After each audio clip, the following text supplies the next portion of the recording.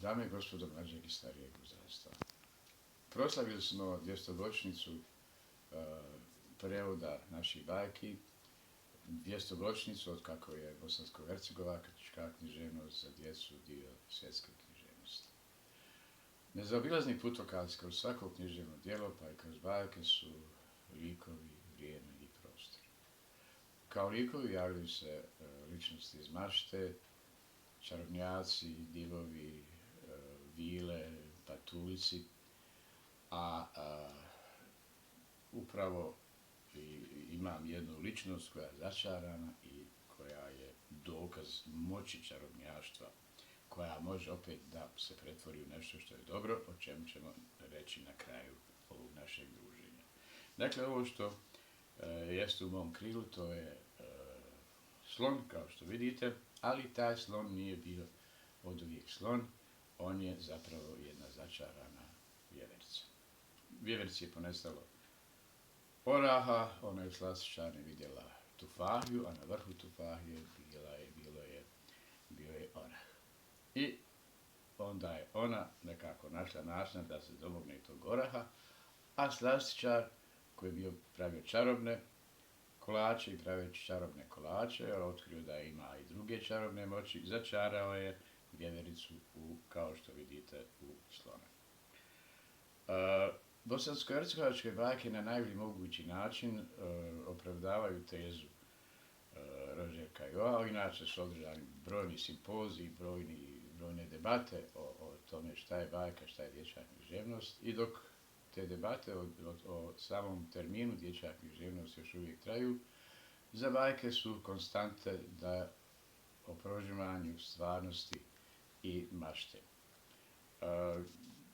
Kažem, bosansko-hercegovačke bajke, na primjer, sve što radiš, radi u sebi, ili ti si džomet, ili ono što izgubiš na mostu, naći ćeš na čupriji, ili obrnuto, ili u bajci dva brata, na najbolji mogući način pokazuju koliko je bajka zapravo jedan odraz stvarnosti koja bi se željela da je opipljiva, da je živimo, i ono što osobno smatram najvažnijim u bajkama jeste da se afirmiše pojedinac, da se afirmiše ličnost, neovisno od svoga porijekla, neovisno od svog statusa u društvu. Dakle, bajka nagrađuje plemenitost, nagrađuje ljubav, nagrađuje požrtvovanost, nagrađuje dosjetljivost, nagrađuje hrabrost, i upravo zahvaljujući tim vrlinama svi pojedinci u bajkama imaju šansu da ostvare svoj određeni položaj u društvu.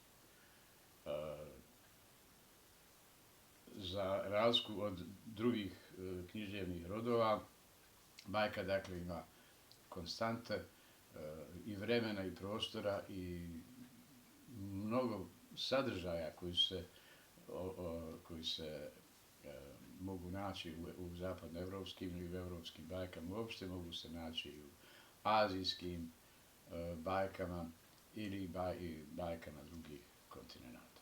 Ni jučer moj djed nije mogao da zaspe, a da mu ja ne ispričam jednu bajku, pa me on zamolio, pošto mu se ona dopala, da i je tebi ispričam. Ta se bajka zove 10 dukata. Dakle, bio jedan trgovac, vrlo škrt, izgubio kesu u kojoj je bilo 10 dukata. Kad je našao jedan pošten čovjek, on je zažalio, a obećao je da će dati onome ko nađe njegove dukate, da će ga nagraditi sa jednim. I njemu je bilo krivo, je žao da se odiva tvog jednog dukata, i onda su oni ošli kod sudije, a sudija je rekao i jedan i drugi ste u pravu, jer u ovoj kesi je bilo 9 dukata i to znači da kesa nije tvoja, a kesu je rekao da zadrži pošteni nalazač. Poželimo da mnogo toga u vašoj svakodnevnosti bude tako da kažete bilo mi je kao u bajci.